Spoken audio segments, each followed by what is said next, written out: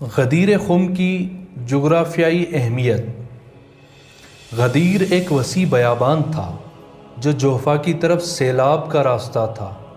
سیلاب کا ریلا مشرق سے مغرب کی طرف بہتا تھا اور غدیر سے گزر کر جوفہ میں داخل ہوتا تھا اور وہاں سے سرخ دریا پر گرتا تھا۔ سیلابی ریلا گزرنے کی وجہ سے بہت سارے طبی گڑھے بنتے تھے اور باقی ماندہ پانی وہاں پر جمع ہوتا تھا اور وہ سارا سال تالاب یا حوض کے مقام پر استعمال ہوتے تھے، اور انہی گڑھوں کو اصطلاح میں غدیر کہا جاتا تھا۔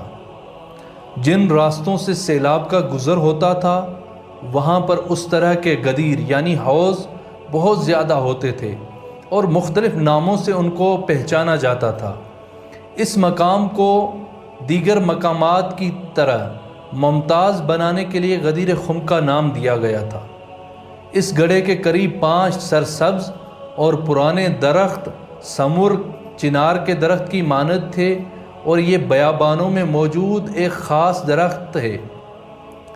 ان درخت کی ٹہنیاں بلند اور ان میں پتے زیادہ ہوتے ہیں اور تھکے ہارے مسافروں کے لیے بہترین سایہ فراہم کرتی ہیں۔ پیغمبر اکرم صلی اللہ علیہ وآلہ وسلم نے مذکورہ خصوصیات کے ساتھ اس وسیع بیابان کو 3 روزہ پروگرام کے لیے منتخب کیا۔